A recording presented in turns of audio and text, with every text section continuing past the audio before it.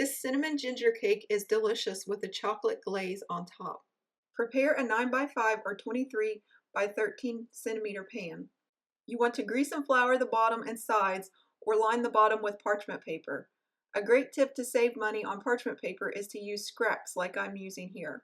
Set this aside, preheat your oven to 350 degrees Fahrenheit or 180 degrees Celsius. In a large bowl, we're going to mix together 1 1/3 cups flour, 200 grams. Now the type of flour I use is just plain flour or all-purpose flour. I don't use cake flour.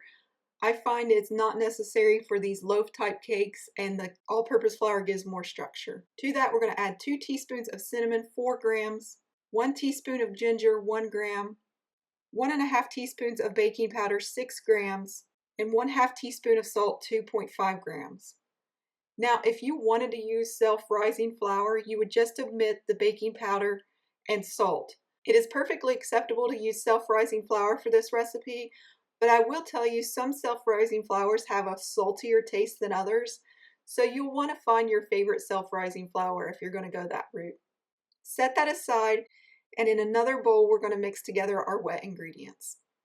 We need 3 large eggs or 150 grams, and then we're just going to scramble them together until they look like this.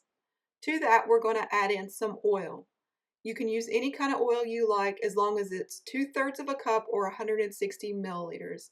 You can use canola, olive oil, vegetable oil, or even melted butter here. Mix it together until they both are well combined and they look like this. It should be very runny and cohesive.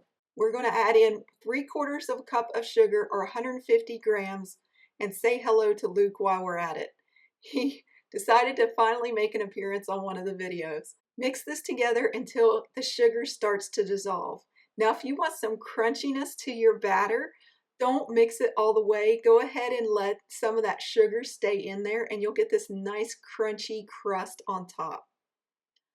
Once we get that well combined, we're going to add in our flour mixture, and then we're just going to mix this together until we no longer see any lumps. Don't over mix it and don't under mix it. If you see lumps of flour, you want to keep mixing it, but if you don't see any lumps of flour anymore, stop.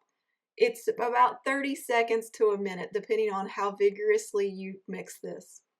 I don't recommend using a mixer for this recipe because you can totally overmix this and make it more bread-like than cake-like. Pour this into your pan. I love this type of batter because it self-levels for you. Now, if you like, you can scrape out every single bit of that batter by using a spatula, and that's what I like to do. I don't like to waste anything if I can prevent it. If you have any batter on your cake pan, make sure to wipe that off because it will just burn in the oven and give an unpleasant smell.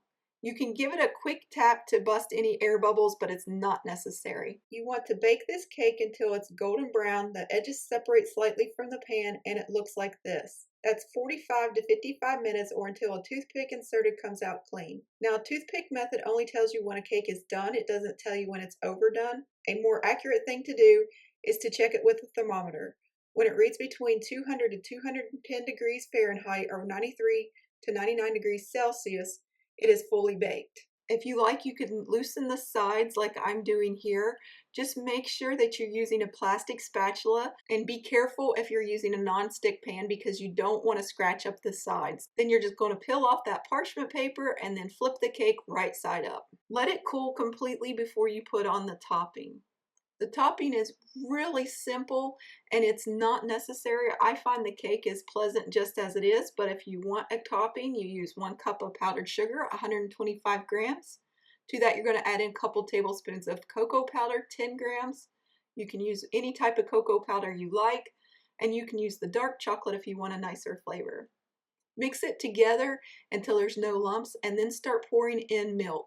You need 2 to 3 tablespoons, 30 to 45 milliliters, and just add it 1 teaspoon at a time. At first, it doesn't look like it's coming together at all, but just keep stirring it and eventually it will come together. Cocoa takes a long time to absorb water or liquid, and then by the time you add in what you think is enough, it's actually too much. Get it to a spreadable consistency that you like. I like it really thin like this. And if you have any milk left over, you can just share it with your cat or something. Now, one trick you can do is put a cutting board underneath your cooling rack, and that will catch all the excess drips, and it's easier to clean up than if you just poured it directly onto the counter. And then you're just going to pour this onto the cake, and you can tease it over the side so you get some nice drips on the side, and it will be really lovely when it hardens. Just make sure that you cover all the top equally. Let this dry until it turns to a matte finish, and then it's ready to cut. Now it's been about an hour, and look how it is now a nice matte finish. If you notice, there's some air bubbles in the topping.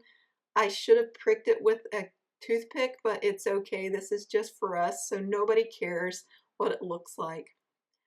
I had to explain to Maggie she can't have this cake. It has ingredients in it that's not safe for her, and she was not happy with me at all. This is a nice, pleasant cake, easy to make and wonderful to share with family and friends. I hope you enjoyed this recipe. Here are your ingredients if you want to follow along. Thank you for visiting us at jacksonsjob.com.